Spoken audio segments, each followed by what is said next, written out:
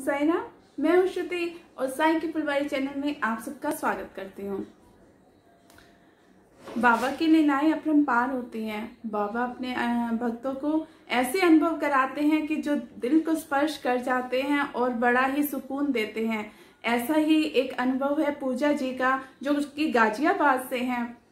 उनके साथ जो बाबा ने अनुभव किया, जब बाबा भक्तों को अपनी ओर खींचते हैं तो वो भी बाबा के भक्तों के लिए एक इतना सुकून देने वाला अनुभव बन जाता है कि जब भी हम उसे याद करते हैं तो चेहरे पे मुस्कान आ जाती है। तो ऐसे ही पूजा जी के साथ हुआ। और जब कोई ऐसा अनुभव है जो बाबा हमें देते हैं, वो किसी स्पेशल दिन पे हो, जैसे कि हमारे बर्थडे पे या फिर एनिवर्सरी हो या ऐसा कोई दिन हो, तो उस दिन पे जब ऐसा ही कुछ अनुभव होता है तो वो दिन हमारा बन जाता है। और जब भी हम उस दिन को याद करते हैं तो एक उमंग से भर जाते हैं, बाबा के लिए और नतमस्तक हो जाते हैं। ऐसे ही कुछ अनुभव है पूजा जी के, जो हम सुनेंगे पूजा जी के मुख से। तो आइए सुनते हैं पूजा जी के अनुभव बाबा के साथ कैसे रहे साई की फुलवारी चैनल के माध्यम से। और साई की फुलवारी चैनल को आप लाइक कीजिए, सब्सक्राइब कीजिए, शेयर कीजिए। इसके साथ ही ओम साई राम, जय साई राम।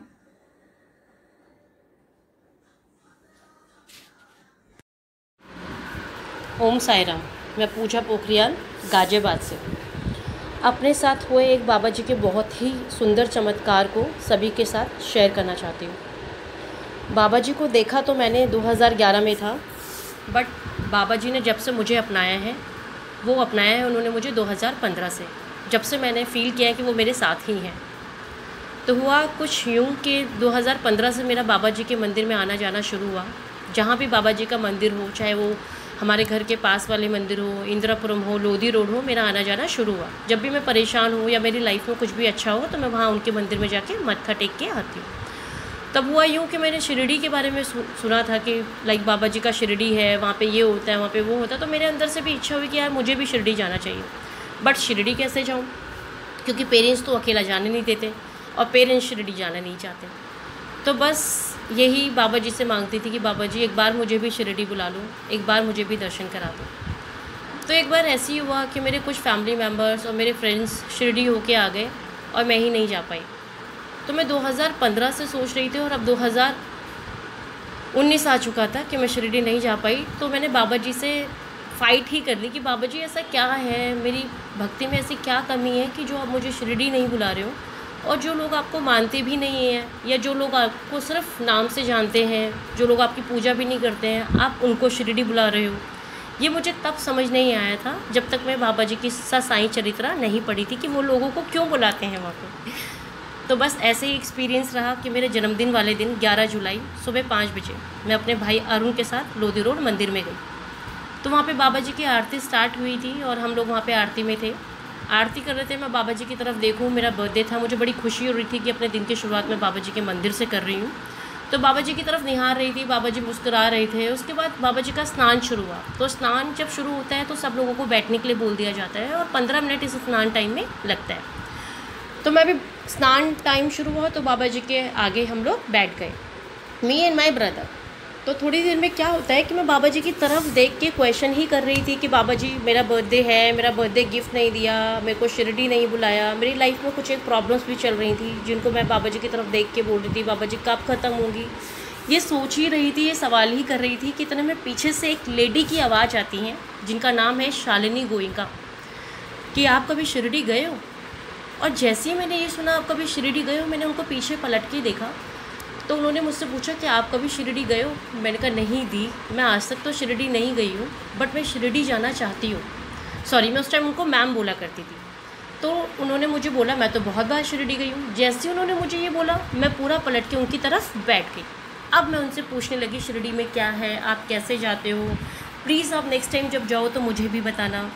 अगर आप मुझे भी बताओगे तो एक बारी मैं ट्राई करूँगी अपने घर वालों से कि वो मुझे भेज दें, बट आप मुझे बताइएगा। उसी दिन मेरे जन्मदिन वाले दिन मुझे बाबा जी का एक और गिफ्ट मिला जो कि साईं चरित्रा के रूप में। दीदी ने मुझे साईं चरित्रा के बारे में बताया जो मैंने अपने बर्थडे वाले दिन परचेज़ की।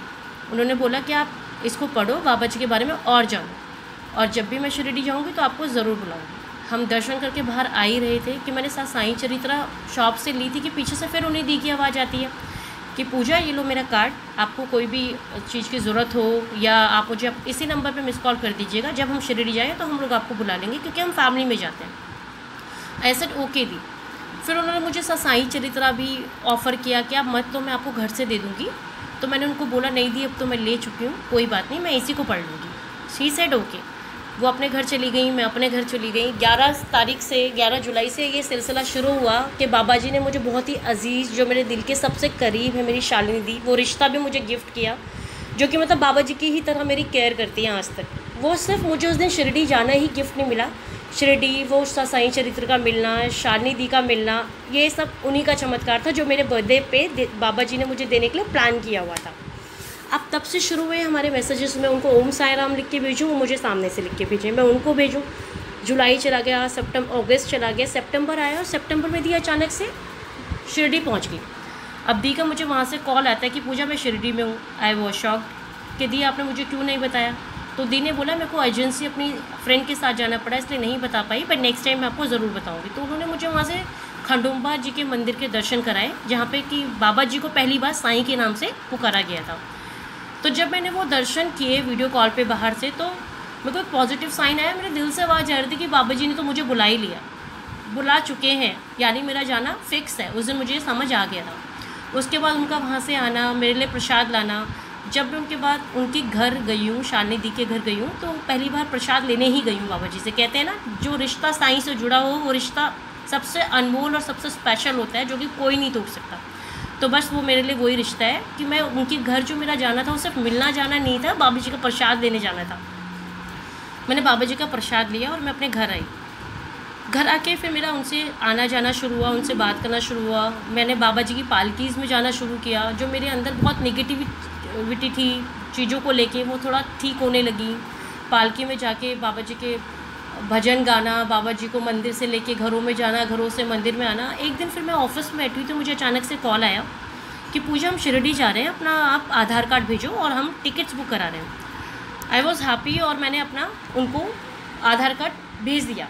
उसके बाद मैं घर में आई, मैंने अपने पेरेंट्स को बताया कि मैंने अपना टिकट्स बुक करा लिया और मैं जनवरी में शिरडी जा रही हूँ। हम 23 तारीख को जाएंगे, 24 और 25 को वहाँ पे दर्शन करेंगे और 24 तारीख को दर्शन करेंगे और 25 और 26 को हमारी वापसी हुई। तो जो मेरे पेरेंट्स, मैं ऐसी फैमिली से हूँ कि मेरे पेरेंट्स हमें रात को कहीं अलाउ नहीं करते हैं और इतनी दूर जाना तो पॉसिबल ही नहीं था। बट वो बाबा जी का ही चमत्कार था कि मैंने उनको एक बार बताया मेरी टिकट्स बुक हो रही हैं और उन्होंने बोला हाँ ठीक है आप दर्शन करके आओ।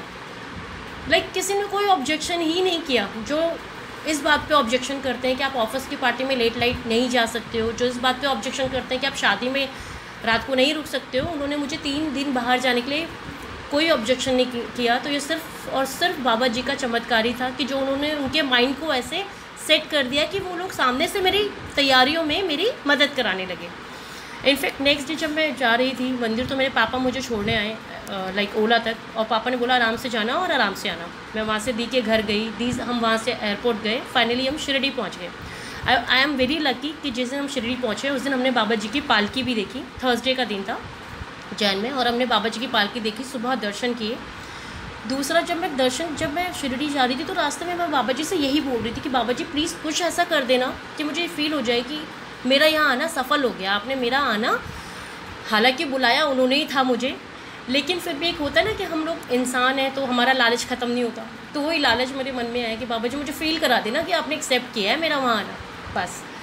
तो जैसे हम अंदर भवन में पहुँचते हैं दर्शन करने के लिए, मैंने बाबा जी के सामने सर ही ऐसे मत्था टेका ही था कि इतने में मैं क्या फ़ील करती हूँ कि जैसे मैंने सर उठाया, मेरे हेयर जो थे वो ओपन थे, मेरे हाथों में 2 रोज़ बंधे हुए, एक रेड और एक वाइट, वो आज भी मैंने फ्रेम करा के अपने मंदिर में रखे हुए हैं। आज भी मैं उनकी उतनी श्रद्धा से पूजा करती हूँ जितनी श्रद्धा से अपने बाबा जी की पूजा करती हूँ। तो वो रोज़ जब मेरे हाथ में आए तो मेरे साथ में जो और लोग थे उनको ये नहीं पता कि वो मेरे बालों में उलझ के आए, वो डायरेक्ट आगे से आए, वो कहाँ से आए। इनफैक्ट मुझे भी याद नहीं है वो रोज़ मेरे हाथों में कहाँ से आए। बस मैंने मत्था जब टेका था ऐसे हाथ फैला के तो मेरे हाथों में कुछ नहीं था, और जब मैंने मत्था अपना उठाया तो मेरे हाथों में 2 रोज़ थे बंधे हुए, वाइट एंड रेड। उसके बाद मैं वहाँ से बाबा जी की तरफ देखते हुए आगे को दर्शन करके, जहाँ पे बाबा जी का आंगन है वहाँ पे बैठे, जहाँ से कहा जाता है छोटी स्वर्ग की खिड़की है, बाबा जी का साइड फेस दिखता है। तो मैं वहाँ पे बैठी, इतने में क्या हुआ कि हम लाइन से 6-7 लोग बैठे हुए थे। एक वाइट कलर का डॉगी आया और मेरी गोदी में सर रख कर लेट गया। अब वो मेरी गोदी में सर रख कर लेट गया तो मैं उससे बोल रही थी कि यार ये बाबा जी तो नहीं है, ऐसा मैं सोच रही थी, डाउट कर रही थी कि बाबा जी तो नहीं है, क्योंकि हमने साईं चरित्र में पढ़ा है वो इन्हीं रूपों में दर्शन देते हैं। तो वो मेरी गोदी में लेटा रहा। 5 मिनट हो गए, 7 मिनट हो गए, हम उससे प्रसाद दें तो वो प्रसाद भी ना खाए। आसपास वालों ने बोला कि शायद इसको ठंड लग रही होगी इसलिए आपकी गोदी में लेटा है, बट मेरा मानना है कि वो ठंड की वजह से नहीं लेटे थे, वो मेरे बाबा जी थे और मुझे जता रहे थे कि हाँ मैं यही हूँ और मैं आपकी बात सुन रहा हूँ। तो वो मेरे पास वही आए थे। ये चीज़ वही लोग रिलेट कर पाएंगे जिन्होंने साईं चरित्र पढ़ा है। उसके बाद जब वो मेरी गोदी में लेटा था तो मेरे आसपास वालों ने बोला चलो अब उठाओ, अब चलने का टाइम हो गया। तो जैसे ही मैं उनको उठाने लगी तो वो घूरने लगे। जब वो घूरने लगे तो मैं डर गई। तो मैं डर के आँख बंद करके बोल रही हूँ कि बाबा जी प्लीज़ अगर आप हो तो मेरे को बहुत डर लग रहा है, प्लीज़ मुझे डराओ मत, और अब मैं बता चुकी हूँ आपको और अब हमें जाना है। मतलब मैं उनसे प्रेयर करने लग गई कि आप उठ जाओ, और वो फिर थोड़ी देर बाद मेरी गोदी से उठे और चले गए। बस ये वहाँ के यही एक्सपीरियंस थे कि मैं वहाँ पे उनके दर्शन करने आई, उन फूलों का मुझे मिलना, उन वाइट कलर के डॉगी का आके मेरी गोदी में लेटना, मेरे पेरेंट्स का एकदम से शिरडी जाने के लिए अग्री हो जाना, मेरे बर्थडे पे मेरे को एक बहुत स्पेशल रिश्ता मिलना शालिनी दीदी के रूप में, कि आज भी मुझे जब भी ज़रूरत पड़ती है तो वो मेरे लिए हमेशा रेडी रहती है। मतलब जैसे मुझे ऐसा लगता है कि बाबा जी ने उन्हें मेरी प्रॉब्लम सुनने के लिए भेजा है मेरी लाइफ में, कि जब मुझे कोई प्रॉब्लम होती है तो उन्हें कहीं ना कहीं से पता लग ही जाता है और उनका कॉल मुझे आ ही जाता है। तो ये तो थे जो बाबा जी ने मुझे मेरे जन्मदिन पे गिफ्ट दिए, मेरे को एक रिश्ता दीदी के रूप में, मेरा शिरडी जाना और वहाँ पे मुझे ये जताना कि हाँ उन्होंने मेरा वहाँ आना एक्सेप्ट किया। मैं बाबा जी से यही प्रार्थना करूँगी कि जैसा मिरेकल और जैसा चमत्कार उन्होंने मुझे दिखाया वो ऐसे ही हम सभी भक्तों को दिखाते रहें और हम सभी भक्तों पर अपना आशीर्वाद बनाए रखें। ओम साई राम।